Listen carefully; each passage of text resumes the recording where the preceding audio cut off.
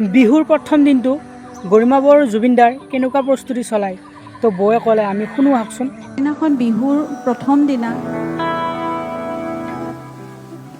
মই খুব আচলতে যোৱা 7 মাহে খুব বেয়াকৈ আৱেগিকভাৱে ভাঙি পৰিছোঁ আৰু সেইখিনি কথা আচলতে প্ৰকাশ কৰাৰ কোনো কথা নহয়, কিন্তু মই যি হেৰুৱাইছোঁ জীৱনত সেয়া মই কেতিয়াও বুজাব নোৱাৰোঁ। কিন্তু বিহুৰ প্ৰথম দিনাখন মই তেওঁৰ লগত মই সদায় আচলতে কথা পাতোঁ।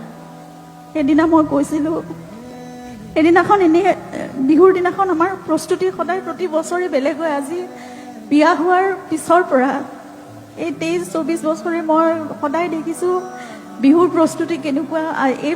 এই দিনটোত সেই দিনটোৰ পৰা আৰম্ভ কৰি কেনেদৰে কি পিন্ধিব, কি কৰিব, কেনেকৈ ক'লৈ যাম, 1.5 মাহ 2 মাহৰ বাবে আমাৰ প্ৰস্তুতি, গোটেই ঘৰখনত মানে কেনেকুৱা এটা পৰিৱেশ থাকে। কিন্তু সেইদিনা সকলো একেবাৰে নিস্তব্ধ, কিবা একো নাছিল শূন্যতাৰ বাহিৰে।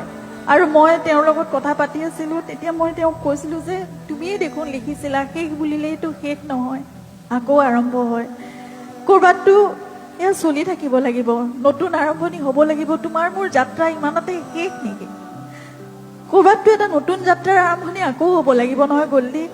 আৰু সেই যাত্ৰাটো ক'ৰ পৰা কেনেকৈ হ'ব, কি কৰিলে হ'ব? চাগে তেওঁৱে মোক সেয়া বাট দেখুৱালে।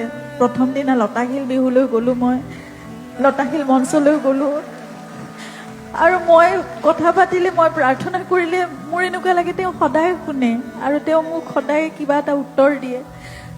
আজিও চাগে সেয়াই বাট দেখুৱালে তেওঁ মোক, আৰু ইয়াত আহি থিয় হ'বলৈ আপোনালোকৰ আগত তেওঁৰে সেই কেইটামান শব্দ, তেওঁৰে শাৰী কেইটামান, তেওঁৰে কথা, তেওঁৰে ছন্দ, জুবলিৰ সুৰৰ মাজত, তেওঁৰ সুৰৰ মাজত আপোনালোকৰ আগত দাঙি ধৰিবলৈ মোক সেইখিনি সাহস দিলে।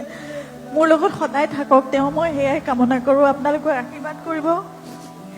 জুবিন আৰু মোৰ যাত্ৰা, জুবিন আৰু আমাৰ যাত্ৰা, আৰু জুবিনৰ এই অসমীয়াৰ লগতে যাত্ৰা কেতিয়াও শেষ নহওক, এয়া নিৰন্তৰ হওক, চিৰন্তন হৈ থাকক।